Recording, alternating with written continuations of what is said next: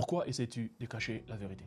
Oui, parce qu'après la résurrection de Jésus, les chefs religieux ont essayé de couvrir, de cacher l'événement, exactement comme toi tu le fais aujourd'hui. Ils ont essayé de corrompre les soldats romains qui gardaient la tombe de Jésus ce jour-là.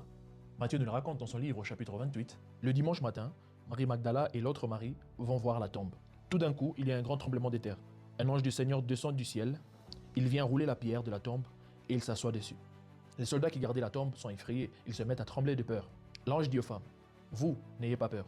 Je sais que vous cherchez Jésus, c'est lui qui a été cloué sur la croix. Il n'est pas ici, il s'est réveillé de la mort, comme il a dit. Venez voir l'endroit où il était couché. Ensuite, allez vite dire aux disciples, il s'est réveillé de la mort et il vous attend en Galilée. Vous le verrez là-bas.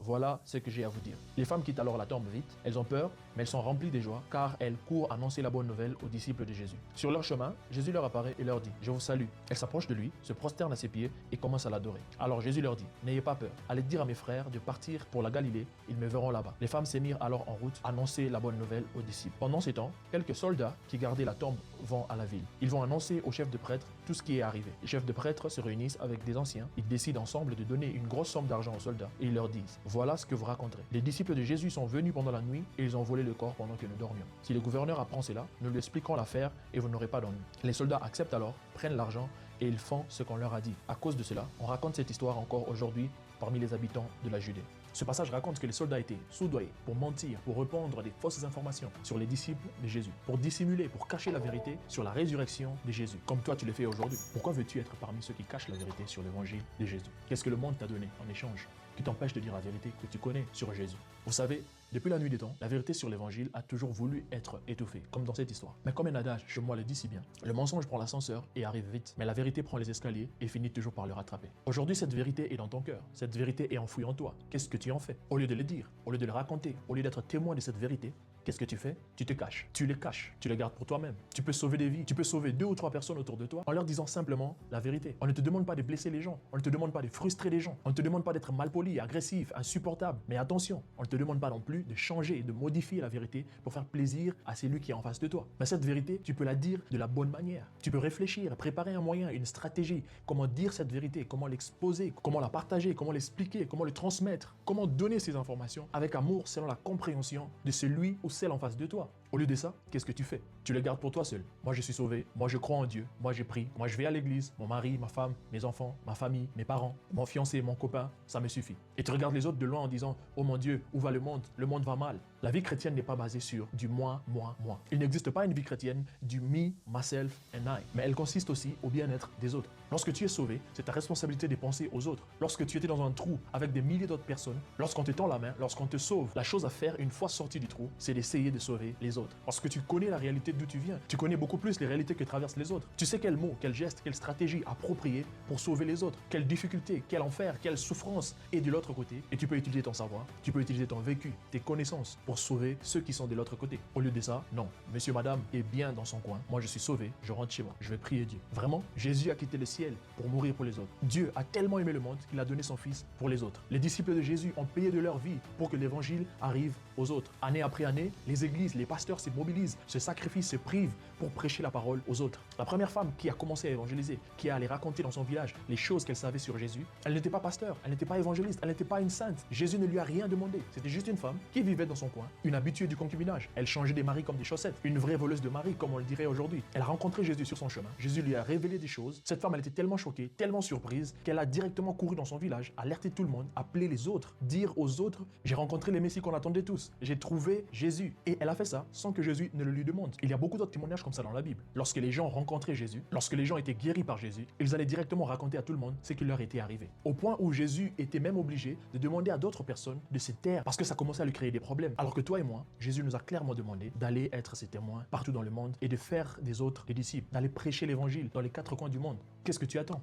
Tu attends demain, tu attends d'être prêt, tu attends de finir tes études, tu attends de finir ta carrière, tu attends de recevoir une révélation, tu attends d'entendre la voix de Dieu te parler, tu attends de devenir responsable d'une église, tu attends de passer tes diplômes de théologie. Non, je me prépare, l'année prochaine sûr et certain, je vais commencer. J'envisage d'abord faire le cours de théologie et ensuite je pourrai être prêt. Je dois d'abord finir les études bibliques, l'école des temps et ensuite j'irai. Comme si tu avais le temps, comme si tu avais le contrôle sur le temps et la vie. Et d'autres personnes qui disent, j'attends la puissance, les miracles, ensuite j'irai. La puissance, on le manifeste en allant. C'est en allant que l'on manifeste la puissance. Si Moïse restait qu'à la montagne, sans aller chez Pharaon, il n'aurait jamais su que son bâton pouvait faire tant de choses. Si David n'était pas allé au champ de bataille, il n'aurait jamais su la force qui habite en lui. Saül devait aller chercher les ânesse perdus de son père, rencontrer un groupe de prophètes et recevoir l'Esprit de Dieu. Ces deux femmes, Marie Magdala et l'autre Marie, c'est en allant qu'ils ont rencontré Jésus sur leur chemin. C'est en allant informer, annoncer la bonne nouvelle que Jésus leur est apparu. De même pour les disciples de Jésus. Jésus leur dit, allez dans le monde entier, proclamez l'évangile et voici les signes qui accompagneront ceux qui auront cru. Les signes n'accompagnent pas ceux qui sont assis. Les signes n'accompagnent pas ceux qui attendent.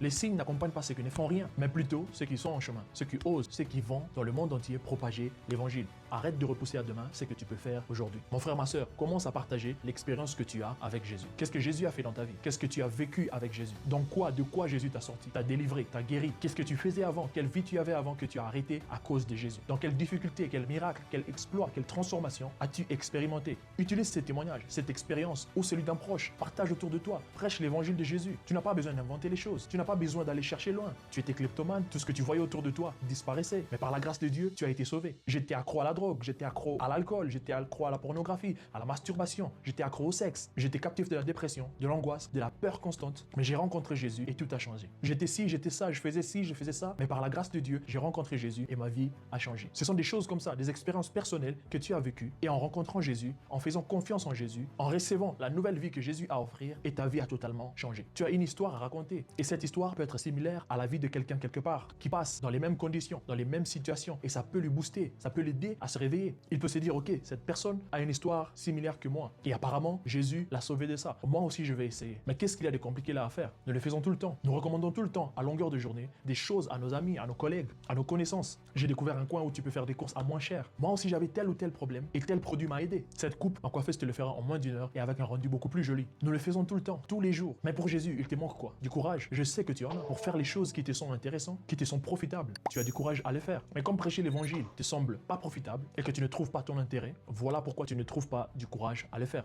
Tu trouves toujours des raisons, des problèmes, tu inventes même certains, tout simplement pour ne pas prêcher l'évangile. J'ai honte de parler en public. Les gens, mes amis vont me prendre pour un fou. Oui, parce que tu penses que les disciples de Jésus, les gens les ont pris pour des princes, pour des rois. C'est ce que tu penses. Ces gens-là ont souffert. On les a insultés, on les a tapés, on les a maltraités. Certains sont morts de manière atroce, tués, égorgés, décapités. Certains frits dans l'huile chaude. Certains ont servi des lampes pour éclairer la nuit. Vous vous en rendez compte? Immolés vifs pour servir de lumière dans la ville. Tout ça pour rendre l'évangile accessible aujourd'hui. Vous imaginez? Aujourd'hui, je peux prendre mon portable et commencer à parler de Jésus si facilement. Je peux librement parler de Jésus dans mon travail, dans mon entourage, autour de moi et sans problème. Certains devaient faire la prison pour ça. Sous d'autres cieux, maintenant à l'heure où je vous parle, parler de Jésus est un crime. Parler de Jésus est un gros problème. Quand tu te retrouves dans un environnement, dans une ville, dans un pays, dans une civilisation où tu peux parler de Jésus librement sans avoir aucun problème, profites-en pour évangéliser, profites-en pour parler de Jésus. Mais malgré ça, tu ne les fais pas. Et lorsque les choses ne marchent pas dans ta vie ou ne vont pas dans la direction dont tu le veux, tu cours vite dans la prière. Oh mon Dieu, pourquoi m'as-tu abandonné? Tu pries quoi? Tu pries qui? Pourtant, c'est toi qui l'as abandonné. Il t'a juste demandé une simple chose, d'aller dire à tout le monde, d'aller raconter à tout le monde qui il est, qu'est-ce qu'il a fait, qu'est-ce qu'il a dit et qu'est-ce qu'il attend de nous. Tu entends ce message de toutes les sauces, tous les dimanches, dans les chansons, dans les concerts, dans les podcasts, sur Instagram, sur TikTok, autour de toi, mais tu fais semblant de ne pas comprendre. Nous devons arrêter cette forme de christianisme sélectif, choisir ce que l'on veut croire et faire, et le reste, on les laisse dans la Bible pour les autres. Bien qu'étant membre d'une église, et même serviteur, choriste, ou je ne sais pas dans quel département tu es, mais tu n'arrives pas, tu ne sais pas comment parler de Jésus à tes proches. Tu ne peux pas, tu ne veux pas, tu ne sais pas comment témoigner de Jésus dans ton entourage. Au contraire, tu as deux personnalités. Une personnalité à l'église, une autre personnalité hors de l'église. À l'église, tu es les saints frères, guitaristes, pianistes, photographes, la sainte sœur, choriste qui travaille dans les services d'accueil. Et hors église, tu es le pote cool, la copine drôle, make-up artiste sur TikTok, sur l'ensemble de tes réseaux sociaux. Tu as même une grande communauté que tu nourris tous les jours avec des photos de tes repas, de ton outfit, de tes balades, de tes voyages, de ton quotidien, de tes aventures. Pourtant, tu pourrais leur parler de Jésus. Tu es entouré des amis et des collègues qui sont non-croyants et tu n'es pas en mesure de leur parler de Jésus et de leur faire savoir qui est Jésus. Parmi eux, certains te font part de leurs problèmes, leurs soucis, leurs sombres secrets, leurs difficultés. Quelle belle opportunité pour glisser la solution à Jésus. Mais malgré ça, rien du tout. Tu préfères protéger ta personnalité. Tu n'as pas envie d'être bizarre autour de tes amis. Je ne veux pas perdre mes amis, je ne veux pas qu'ils me trouvent bizarre. Ok, pas de problème. Le salut est individuel. Non mais tu as eu le salut parce que quelqu'un t'a parlé de Jésus. Comment auront-ils le salut si toi tu ne leur parles pas? Mais regardez ce que la Bible dit. Comment invoqueront-ils celui qu'ils n'ont pas cru? Comment croiront-ils en celui dont ils n'ont pas entendu parler? Et comment en entendront-ils parler s'il n'y a personne qui prêche? Ce verset souligne l'importance de partager la foi avec les autres. Le christianisme, la foi, tout le savoir qu'on obtient par les prédications, les révélations, les enseignements, ce n'est pas pour toi-même. Ce n'est pas pour l'appliquer seulement à l'église. C'est pour l'utiliser, l'appliquer, s'exercer dehors dans notre quotidien, au travail, autour de nous, dans les voisinages. Et même même dans l'église, il y a des gens que tu peux aider à grandir. Tu pourrais répondre à leurs questions parce qu'ils ne comprennent pas tout ce qui se passe à l'église. Ils entendent et lisent des choses sur Internet, ils entendent des choses à l'église, ils lisent des choses dans la Bible qui ne sont pas tellement claires pour eux. Tu pouvais être une aide pour eux en organisant des réunions pendant la semaine ou le week-end pour discuter, pour partager autour de la parole de Dieu. Mais tu ne le fais pas parce que tu n'as pas de temps, parce que tu ne sais pas comment faire. Lorsqu'il s'agit d'organiser des pizza parties, des soirées pyjama, des soirées cinéma, des voyages entre amis au Thaïlande, en Grèce ou à Dubaï, organiser des soirées Ligue des Champions entre potes pour regarder les matchs ensemble. Là, ton esprit créatif s'active. Tu sais quoi faire, qui appeler, qui contacter, comment faire, prêt à sacrifier de l'argent, ton sommeil, ton temps. Mais lorsqu'il s'agit de Jésus, ton cerveau s'éteint, un total blackout, la peur s'installe, je ne sais pas quoi dire, je ne sais pas comment faire. Lorsqu'il s'agit de Jésus, ton cerveau ne se connecte plus. Cher disciple, réveille-toi. Réveille-toi, car Jésus a dit, il fera de nous des pêcheurs d'hommes. Cher disciple, allons pêcher pour qu'à la fin de la pêche, ta barque soit remplie, ton filet soit rempli, au point d'avoir besoin d'aide pour le remonter. Et que Dieu te dise ce jour-là, entre dans ma gloire, bon et fidèle serviteur. Oui, car à la fin, il y a une récompense. Fais-toi violence, fais ton possible, combat ta peur, combat ta honte, combat tout ce qui t'empêche d'accomplir cette mission de Jésus pour avoir ta couronne à la fin des temps. Que Dieu te bénisse.